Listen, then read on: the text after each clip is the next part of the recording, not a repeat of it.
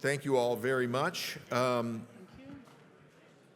It's been a really great day, and I appreciate everybody's participation and networking, et cetera. So I'm very happy to introduce Bill Doins, who's the CEO of Circana and our co-chair of this year's FedGeoDay 2025. And Bill has organized a panel for us called Demystifying AI, and I will turn it over to Bill to take it away. Thank you, Eddie. Let me get my notes up on my screen. Sorry, here. You have to watch me scroll a little bit.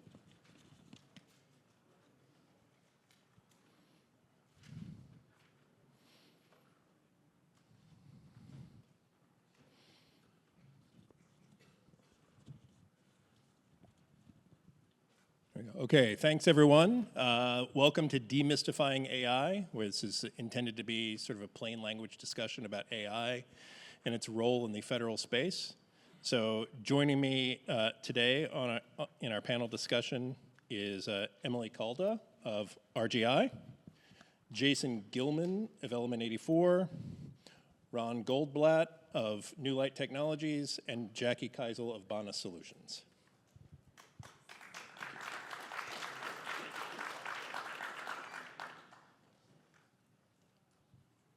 So let's jump right in. Let me start, Jackie, since you're closest, I'm going to start with you. Can you tell us how you're using AI in your work today? Yeah, thank you.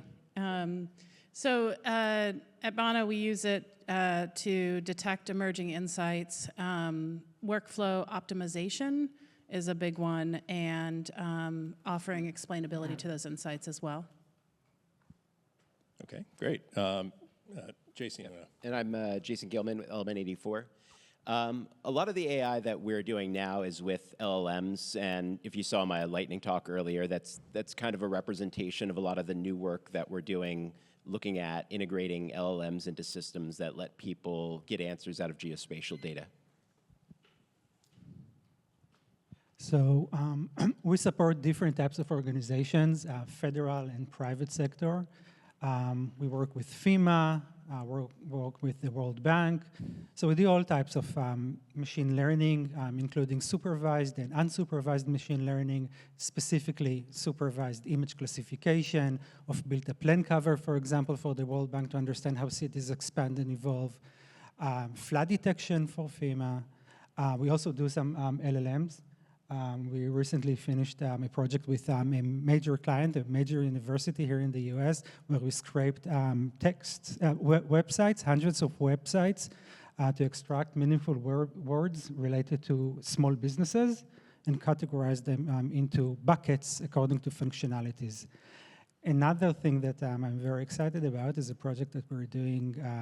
It is funded by the Wellcome Trust, and we're doing it with UNICEF. And this is a project where we try to predict dengue fever outbreaks in Latin America using satellite imagery. Thank you, Ron. And Emily? Hi, my name's Emily Cala. I'm a product owner with RGI. RGI uses AI in many different projects that we work on. There's the Blue Roof project, which was with the Army Corps of Engineers, and using computer vision to identify homes after a hurricane that needed a blue tarp. So the homes that were damaged versus the ones that were not, so that the Army Corps of Engineers could distribute those blue tarps in a timely fashion. Excellent, thank you. Before we move on to the next question, I want to kind of dig in and clarify some things. As I heard each of you talk, I heard a lot of different phrases. I heard AI, I heard LLMs, I heard workflow automation, I heard machine learning, I heard computer vision. How do all of these relate and bundle under the term AI? Can we kind of dig into that a little bit? Who wants to go first? I'll jump into this. I feel like this is a soapbox I get on often. So I think a lot of people generally use the term AI all-encompassing nowadays, but I think it means a lot of different things. So if you look at the source of it, it started many years ago with just basic statistical applications, and then it moved into data science, and then it moved into machine learning, and now all those items are being sort of bucketed under AI. So I think, to that realm, I think it's important to, when you're speaking to someone or speaking about it, or to clarify sort of what does AI mean to you, and the contract or the colleague or whatever, to make sure you're using it in the same way. Good, Ron. I agree that the definition is very vague, and AI and machine learning are still a buzzword that nobody knows what exactly they mean. And I know that some people, even look at statistical analysis as a machine learning. You see results that were done by basic traditional statistics, and this is called machine learning. So the definition is really vague, and we need to be very careful when we claim that we're doing machine learning or AI. Excellent, thank you. Very good. So moving on, let's talk a little bit about data. I think we generally all understand that AI is only good as the data that has been used to train it. What are some of the unique challenges and opportunities when working with federal geospatial data sets and AI? Jason, you want to take a look at that? Take that. Yeah, I think that there's been a lot of work on building foundation models, and one of the things I think that I'm keen on is being able to use those without having to fine-tune them. I like that the way that they're trained is that they can be self-supervised, so that you don't have to provide them training data other than source imagery, and the models themselves learn to understand the remote sensing data and can capture all of that. I think is one aspect of that. I think in the end you still need labeled data as examples, and I think that's a big challenge. Another aspect of this, a lot is, as we're building AI-enabled systems, is the source data itself needs, as soon as we start using it in building systems, we come at it from this user-centric approach, and we pretty quickly find that if you're building an LLM-powered system that's interacting with your data, it's going to run into the same exact problems that users will. So it can be you're not going to escape some of the metadata cleaning and things that you need to do, and using open standards as a part of making that good, and having complete metadata as well. Yep. And you can use open data sets as well as whatever imagery is available, like from Maxar or SAR data, different multispectral data. It's important to maintain relationships between the government and different commercial providers, so that you can better serve that data. Also, there is some importance to custom off-the-shelf tools, as well as open source tools. Yeah, Emily, could I follow up with that a little bit? You were talking a little bit before we went on about a work you're doing to kind of build out a data fabric.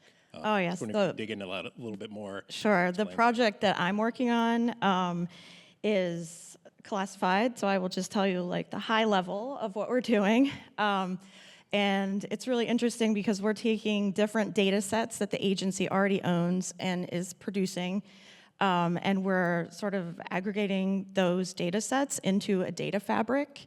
There's also a machine learning ops tool that the analysts can use to run experiments and workflows and simulations, like what if one part of that data or one data provider is gone, what happens to the rest of the system and the different data.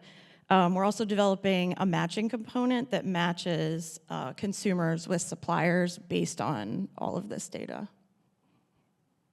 That sounds really interesting. It is, yeah. Really cool. Yeah, I wanted to dig in a little. Jason, you had mentioned the importance of having labeled data, which is key. But we're hearing a lot more recently about zero-shot and one-shot models for quickly training data or quickly generating labeled data. Do you have any experience using those? What are your thoughts on those, or anyone else on the panel? Yeah. I might actually like to hear what some of my other panelists think about that. Okay, sure, yeah. So many of our projects, we use traditional methods to create the labeled data sets, visual interpretation, using volunteers, or using people that we hire to create these labels. In many studies that we did, we used OSM as our training data. But I think that the major problem today is that training data, by the way, we call it training data, but it's reference data because it can be used for training and for validation. So reference data does not exist because machine learning is so new. I can tell you that, for example, at FEMA, one of the first things that I wanted to do when we started supporting FEMA is build a machine learning model that will help the agency predict where to send things, where to send people, where to send bottles of water or blankets. And to do that, you need a training data set. The data set that has the number of blankets that were sent, to where, how many blankets were actually used, how many bottles of water were actually used, incorporated with all the climate data and the environmental data, and this does not exist. All right, thank you. Jackie, one last question on this point. What role do you see for synthetic data? Yeah, so synthetic data, I think, can play a role, especially when you don't necessarily have perfect data available, or the data acquisition or collection is happening at the same time as the system is being built out, so you can run two streams at once. Synthetic data is imperfect, but it is a solution towards being able to build out a system where real data will live in the future.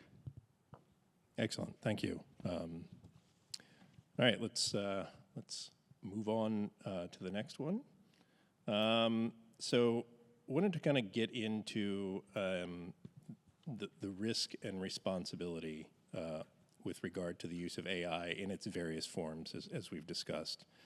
You know, the theme of today's event is open resilience. You know, what are the ethical or practical considerations when applying AI to resilience use cases? And how can we ensure transparency given the critical nature of many of the use cases? Emily. Yes, so RGI is focused on using AI responsibly and ethically. There are privacy concerns with using this data because you're looking at people's houses. You know, for example, for the blue roof thing that I mentioned. So you need some tight controls around that. And also if you won't personally identify people, you'll just identify like their home with, you know, a green box or a red box that says like this home is damaged or not damaged. Using it irresponsibly, like we could also collect the data on whether they have a swimming pool and send that to an insurance company. We're not gonna do that. And if you ever export any of the data, you have to scrub it to make sure there's no personally identifiable information there. In addition to privacy, I think that biases is really important here because when we're talking about biases, we're talking about geographical biases where data is available for specific regions while not available for other regions. We talk about temporal biases where we have data for specific points in time. And we talk about what I think is the most important, social or demographic biases where we lack data for vulnerable people. And we also see this in OSM, by the way, that there are some biases in the availability of the data. So I think that when we address this question, we need to make sure that we address the risk of biases and respond to it. Thank you. Yeah, Jackie, look like you Yeah, want to so in addition to that, I'd like to add just in general, with the biases, the concept of explainability I think is really important. Often I think we think of explainability as being directly related to AI, but I think it's just, or machine learning, but I think it's also applicable in non-machine learning analyses, like where did your data come from, how good is the quality or source of your data, what biases the data might have, what approach, and this applies for machine learning and general analysis, what approach did you use and what is the potential pitfalls of that approach? What are alternate approaches? I think that is, and explaining all that and allowing users to understand that helps them understand and build trustworthiness in the products that you build. One of the things we're trying to do is be really thoughtful about what problems we use AI for and how we apply it. We've been doing a lot of user interviews to find out for scientists and other people who want to interact with these systems, like what do they actually need help with and how do they want to interact with it. And so it's been really interesting to get some different people where they really are into it and using it for helping to understand papers that have been written, and then other people who are like, no, I'm going to understand it myself. I don't need a helper to help me find or like understand it. So I think we need to make sure that in using AI that we're kind of like taking baby steps in terms of integrating it into people's workflows and using it for the parts that will really help them.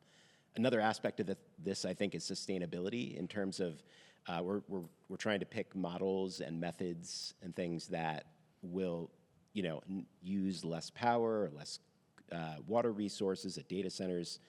We have a blog post up about this and the ethics as well. Excellent, thank you. It's interesting hearing all of you talk because I think, Jackie, you mentioned explicitly that some of these issues predate the use of AI ML, and you're talking about, like, Jason, you're talking about, working with users to find out what they're really trying to get out of it and that sort of thing. And although we started this line of questioning around ethical use, what I come away with is that AI is a tool, sort of like any other words that we've used before, and you still need to go through the same discovery processes to figure out how to properly implement it. So one of the takeaways I get away with is don't think AI is a magic shortcut to avoid doing all of that. Yeah, you stole one of my points that I wanted to make later. Well, I think I might have wanted to make a similar point too. And we're done. All right, I just canceled everything they were going to say, so we can head across the street early. No, great. No, that's good. We're here really. I mean, the name of this event is FedGeoDay, so we probably have to get around to talking about how all of this applies to the federal government and federal use cases at some point. So Ron, let's start with you. Why don't you tell us how you see the federal landscape regarding AI, and what are some compelling implementations or opportunities that you see?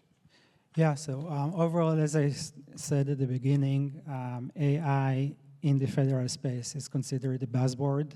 I think that agencies are struggling to really understand how they can demonstrate the power of AI and machine learning, in some cases without success. I think that the penetration of AI and machine learning to the government is relatively slow. Not enough resources are put towards that. Again, as I mentioned, there's often a confusion between machine learning and statistical analysis, and I see it in few cases in the government. Okay, yeah, does anyone else want to add? Jackie, why don't you? I can jump in. Okay. Is it on? I might be dead. Yeah. Oh, wait, it's back. Okay, can you repeat the question? Sorry, I lost my train of thought. What was my question? Wow. Can you tell I got up early today?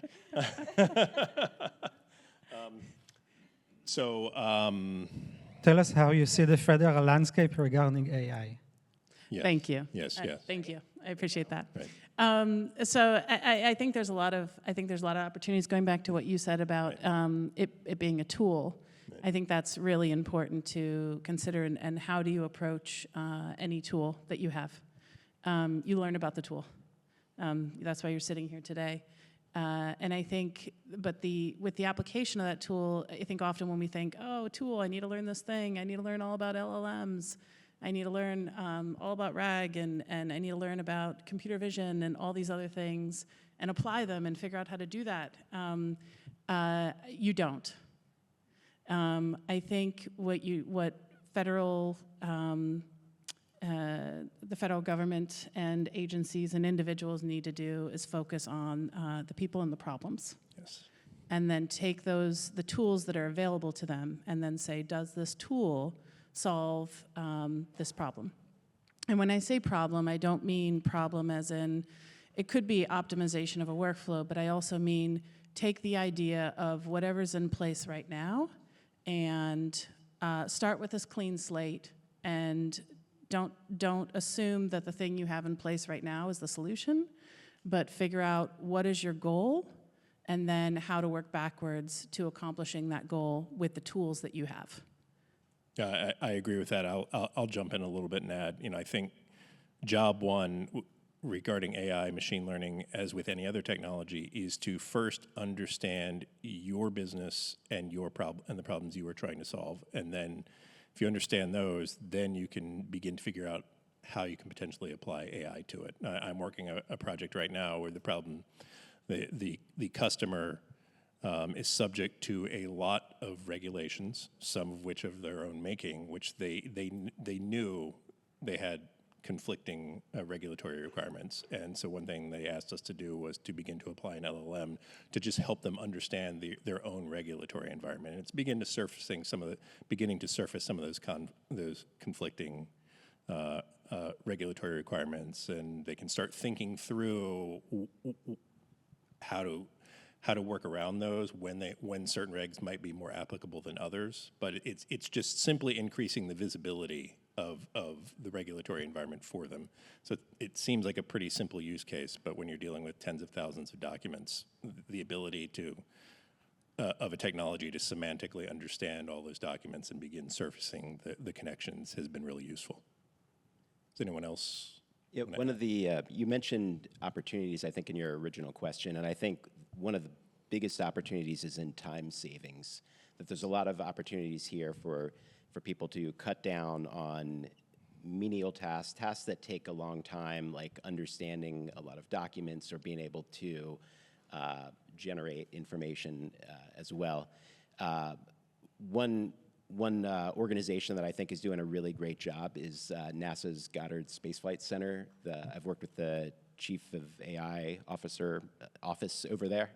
And they're doing a really good job looking at different ways and setting up tools for people to use it there and they're looking at, demonstrating, are developers saving time when they integrate code assistance, and are people who are having to process incoming documents, like, are they gaining things there? And I think they're doing it really thoughtfully and integrating, security and bringing in outside organizations. And I think they're a good model for what I think other agencies should be doing. Yeah. No, thank you for that. One of the things that sets apart for me the federal environment from a lot of the other ones is just that so many of the mission areas are what we would all recognize as critical, in many cases, life and death. Like out in the commercial world, if someone's new AI-based recommendation engine continuously recommends products that I've already purchased, it's annoying, but that's about as far as it goes. But if we hook up AI and it misclassifies, a flood risk area that has different ramifications.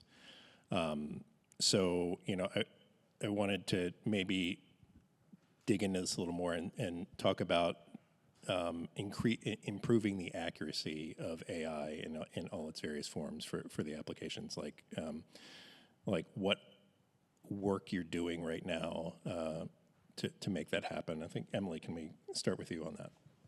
Yeah, the users of the project that I work on, like the ultimate end users, they're actually data scientists. So we're setting up this data fabric to help them do their jobs better, like to help them analyze more data from different disparate sources inside the agency and its geospatial intelligence data.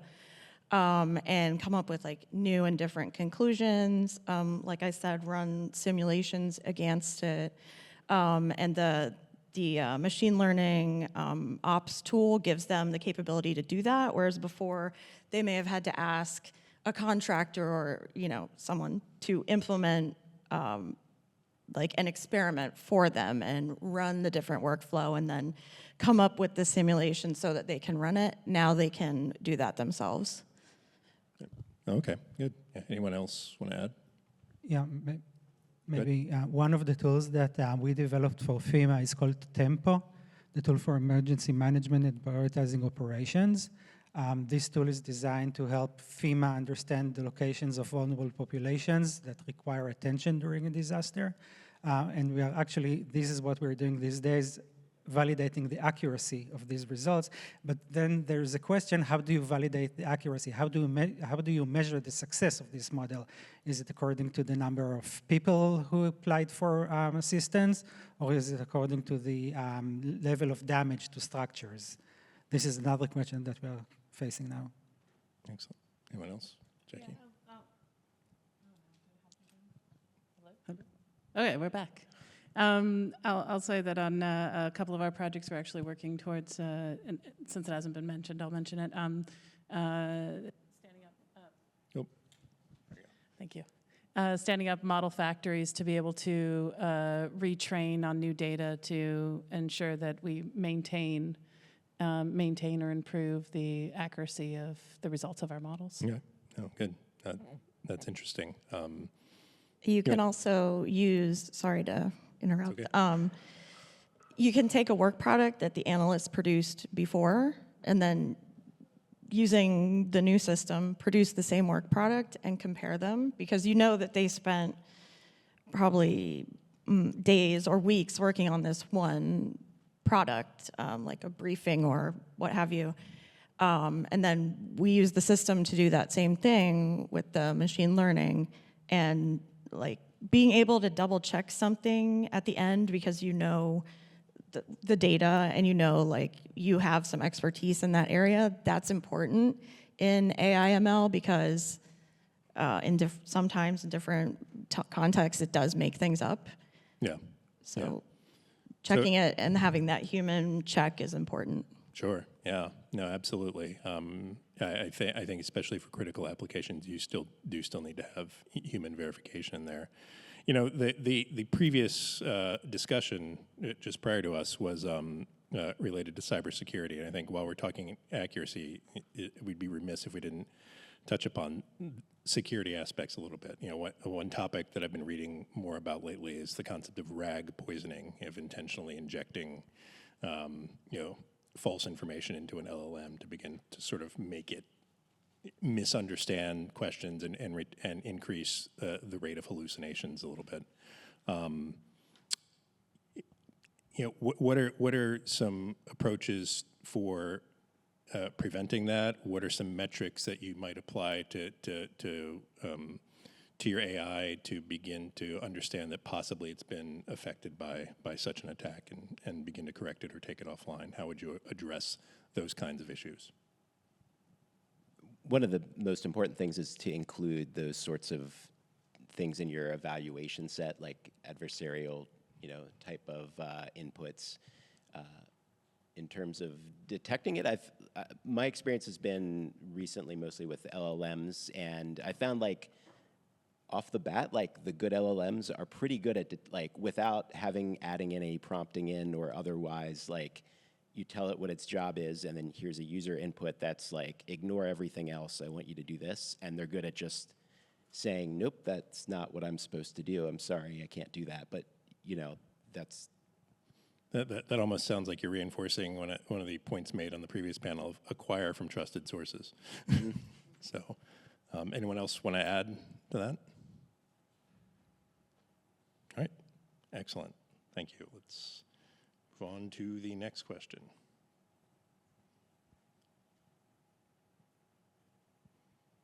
Oh, this is the fun one. This is the looking ahead one. I think everyone's ready for this. So, have to zoom in here. So, AI, in its various forms is moving rapidly. 6-8 months ago, anytime you read anything about AI, especially LLMs, it was all about RAG, retrieval augmented generation, as a way of improving the accuracy of results at LLMs. That approach is almost passé at this point, at least in terms of the fact that you don't, it's almost assumed, of course you're doing that. And now, there's more about model context protocols and multimodal models and things like that. So, and currently it's now like agentic AI. How can a federal agency just cut through all of that and to focus on productive applications to meet their mission?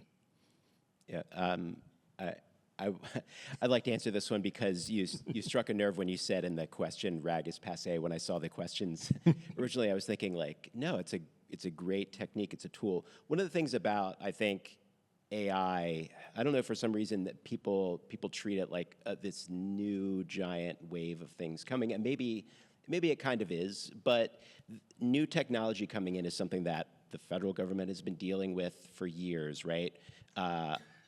10 years ago, or maybe more than that now, the cloud, right, was a big thing coming, and that was a big wave. And I think there's always new things coming, and you just need, a plan to deal with, experiment with new technologies, adopt things once they're proven and, shown to work, which might be something like RAG. And I'd even say RAG is not all the way there yet in terms of like a completely. I would agree. Proven, yeah, but it's a good one to start looking at. Yeah.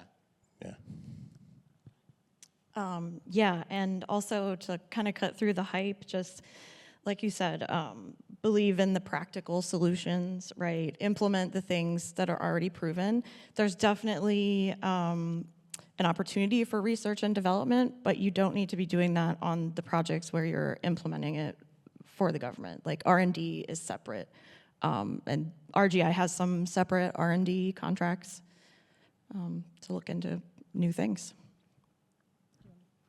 Yeah, so I would say collaboration between federal agencies, the private sector, and academia, because the private sector and the academia, they keep track of all these changes, and only with collaboration we will ensure that the government will also.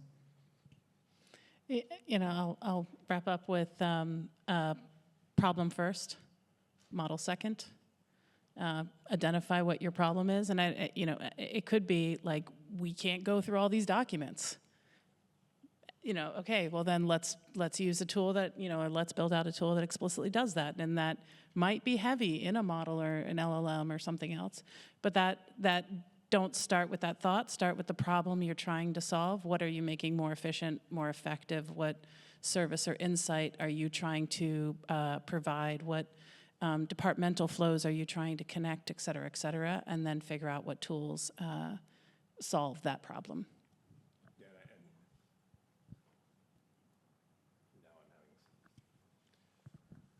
The mics are going. The mics are telling us it's time to be done. Yeah, Jackie actually stole my thunder, so she got me back for earlier, because I'm going to say same problem first. Always understand the problem you're trying to solve. There are new things happening out there. So I'm personally taking more of a look at MCPs because of certain of the nature of one of my projects, but I'm looking at it because it seems like it might be able to solve my problem, not just because it's what people are talking about. And to Jason's point, RAG is still a very useful tool. When I say it's passé, it's pretty much just passé in the tech media, who's just sort of stopped talking about it. It's actually incredibly useful. It was funny because when we all gathered back in the green room, Jason, like one of the first things he said to me was like, "So your last question about RAG being passé."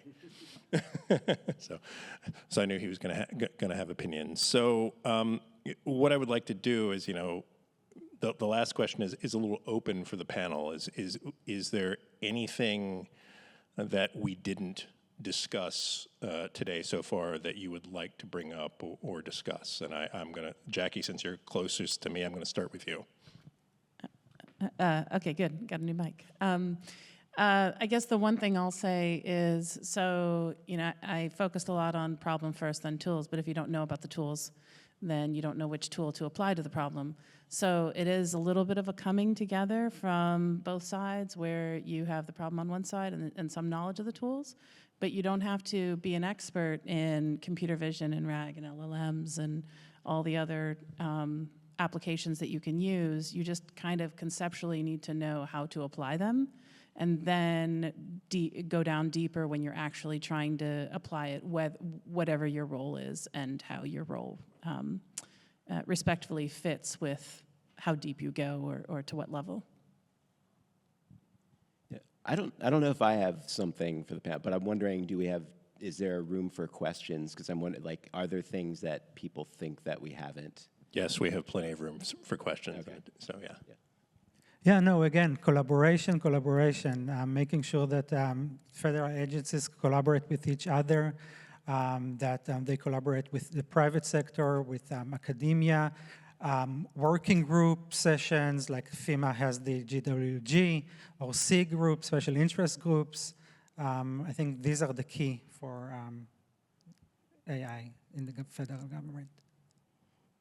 You can also have a community of practice where everyone shares their knowledge and experience and learns from each other. We're doing that at RGI right now with the AI ML community of practice, so that working across the different projects, we sort of know what we're working on, and we have some experts in the group, some managers, developers, data scientists. It generates a really interesting discussion, and it's a good opportunity for learning more about AI, ML technology. We do that as well as at BANA. Nice. I'm self-employed, so I'm my community practice. Sorry. I have nothing to add there. For me, I think the point is that one thing over time, and this is true of most technologies when they're new, is the barriers to entry are constantly getting lower. I think about several years ago when the first machine learning models were coming out, and the models were being open source, but the training data wasn't being made available. So you were just sort of stuck with a model and having to get data to train it. Now there's more pre-trained models that you can use, you can fine tune with smaller data sets. And then just in general, iteratively, the work over time of people like everyone on this stage is just generally continuing to lower the barriers to entry. So don't be afraid. Jump in, start asking questions, mess around with it. You're probably not going to break anything. So that's just the point I would like to make. And I think Jason had a great idea. We have time. Are there questions? And I don't know how we get a mic out there. Oh, there we go.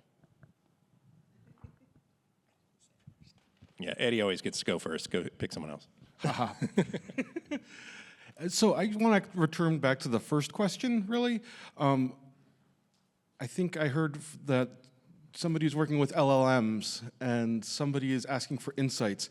And my question was, well, how? What does that mean to say, oh, I use AI to do this? And that's not really, I guess for me personally, not giving me enough information to understand how one would use that. And I mean, obviously, we all have proprietary information, but I mean, in general, does that mean like you're opening up Gemini and saying, give me insights?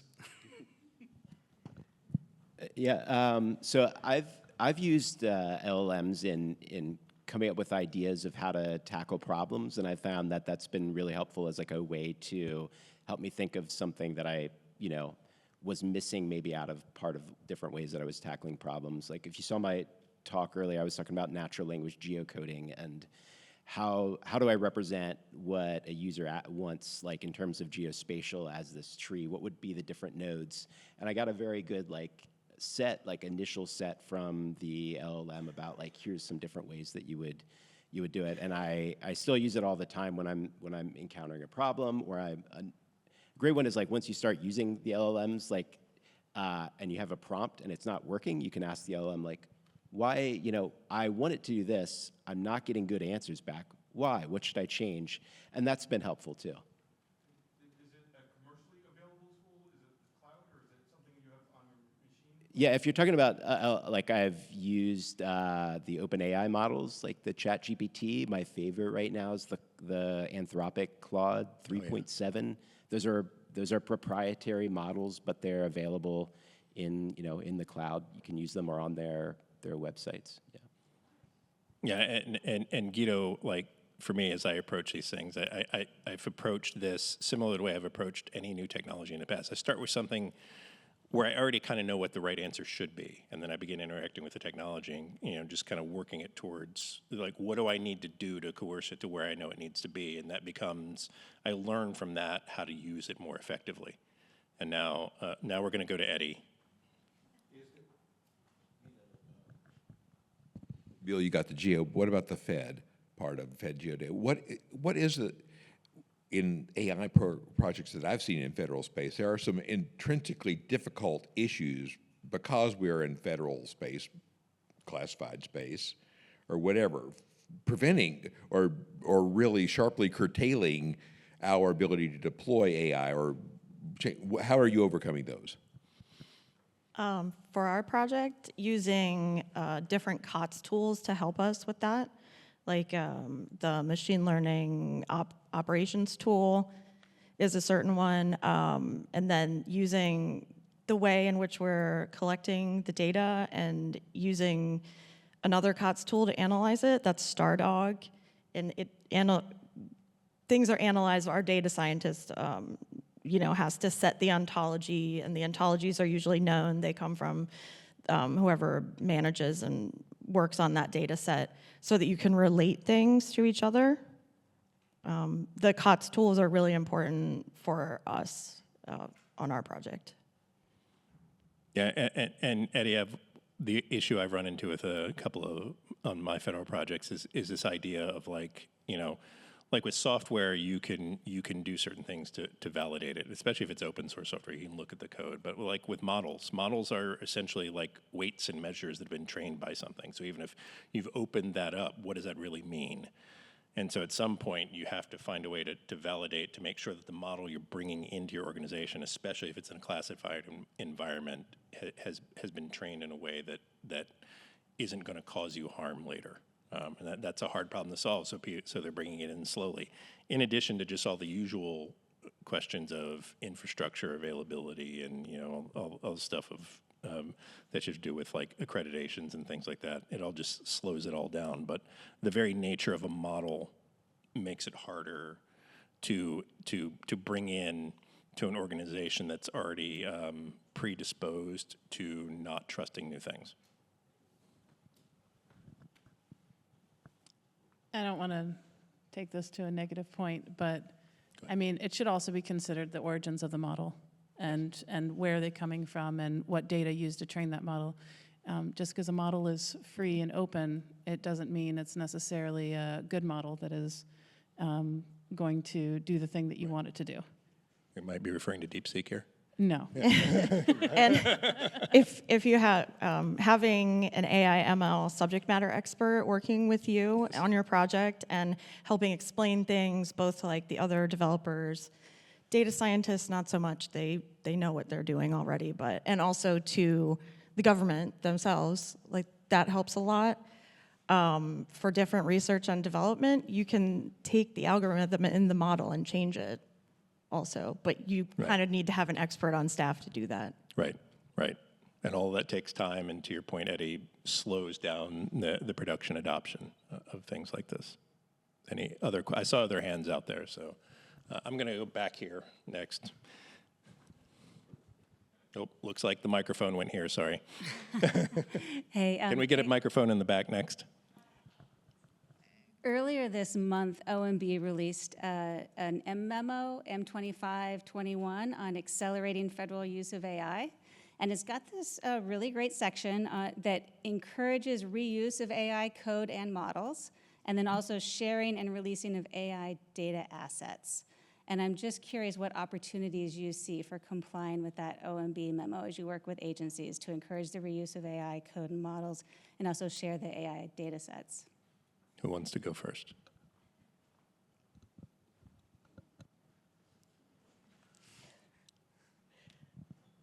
Yeah, sharing data among different classified data sets is a little bit hard, but it could be done in order to have agencies help each other especially if they've trained a model that they really like. Yeah, just one idea. I mean, I think there's been a lot of movement towards sharing in general over the years for increased optimization and lowering costs and increased accuracy. So 2018, there was a couple of, was it the Evidence Act and Yeah. the Geospatial? Thank you, the Data Act. And then in December of this year, there was the Software Act. Was the Share Act? Do I have that right? Which was basically transparency in software. So I think this sort of aligns with that, but explicitly, it's not an act that is passed by Congress. It is from the White House, but I think it allows for greater collaboration and sort of brings AI towards the highlight of greater collaboration amongst agencies. Yeah, and I think we're sitting here in a conference dedicated to open geospatial ecosystems. So I think sharing is generally the direction we want to go. If by sharing data assets, they're referring to the training data that helps us validate and trust the model better. I think generally it's a good good policy, and should the opportunity there is to hopefully accelerate the adoption of these technologies because we can increase the trust. And now there was a question all the way in the back at one point.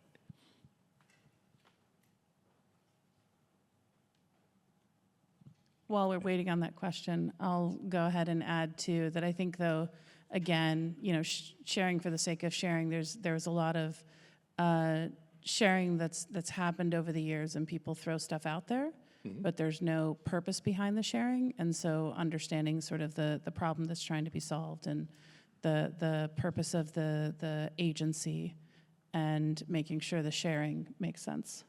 Right. Yeah, I agree. Yeah, I agree with that, because like looking at the open source world, the successful open source projects have an active community around them. So just sharing, just kind of like dumping it out on GitHub and saying here it is, isn't enough. You need community engagement to share improvements back and things like that. It becomes an ecosystem in and of itself. So you're right. Just sharing for the sake of sharing probably isn't enough. Oh, there we go. Hi. What percentage of time do you think should be spent in this field, setting standards versus like pushing the envelope of what's possible? And I can be more specific if you want. I would like a little bit more. I guess like setting standards that might be useful today but might be out of date quickly, given the pace that, how quickly things are moving along, or, some big technological advancement comes along. It's like, all right, well, we set these standards that everyone had adopted, but they're no longer relevant because of X, Y, and Z. Is that possible? Do you think there's some risk there? One of the things I liked earlier was, I can't remember now who said it, but they were talking about Stack and government letting the community build specifications instead of setting standards. And I think that's an important thing for government to be a participant in that creation process and to have input there. But I think it works best when they're working with other federal agencies and other people, other companies and industry to build a specification, a group collaborative thing with actual real implementations, like the way Stack was set out. I think that's a successful model for building something that's useful that people will want to use as well and be able to actually use what you're putting out there. I'll add, I think with the Stack example, I think that's an example that will have some longevity. And I think it's because it has the number of collaborators from different industries, government, et cetera, that are involved with the definition of the spec, as opposed to a homogenous group of people sort of declaring this is the spec. I think we have time for one more. I have a question that goes to the "is it ready yet" area. I can't hear you. You can't hear me? Okay, so I have a question looking at the "is it ready yet" question. Last year, I worked with Development Seed and looking and interviewing analysts in the humanitarian sector and asking, how are you using AI to accelerate your workflows? How are you doing this so that AI can help with, particularly with damage assessments and other use cases where it takes just a really long time to go through the pixels? And it turned out that in the remote sensing world, many analysts didn't trust the AIs enough to engage them. And even though it was burning them out, they were willing to engage in that high human effort to keep going because they didn't look at the AI as being ready. What I'm seeing more and more is like AIs don't necessarily have the training data to help us in emergencies because the complexity of what we're asking is so great. A fire model that's built is often built on wildfires. When wildfires leave the forest environment and go into a suburban sprawl environment, they behave fundamentally differently than they behave in the forest. So we run across this challenge where even if it is a fire model, it's not set up to do the analysis that we want. The question comes is, how will we know when the AI is ready for us to work in a resilience context? Are we close? Or where are we?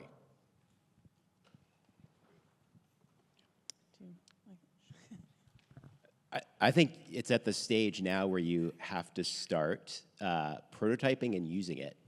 There might be you have to be thoughtful about adopting these when they're ready, but you have to learn the technologies and the limitations there. And waiting, I think, can be risk. You need some sort of strategy for adopting. Yes, and I would also add, I think it's a trust and time issue. There needs to be, going back to Emily's point earlier on carving out R&D and sort of having that focus. I think, I built a simulation software and have done damage assessments and can swap the map out in between and make the pixels behave differently, but that still involves a time investment, an education investment before a whole workflow is switched out. And I think that is not, AI and machine learning are not these magical things that people are, just going to solve all the problems. There's still sort of hearts and minds because people aren't in a human in the loop that need to exist until a model is proven to do the thing that it's supposed to be done explicitly. All right, well, thank you. I think that's all the time we have. I'd like to thank the panelists for joining us today and sharing their insights. If there are any further questions, we'll all be out front here shortly. We can follow up with questions there. So thank you, everyone, for your time.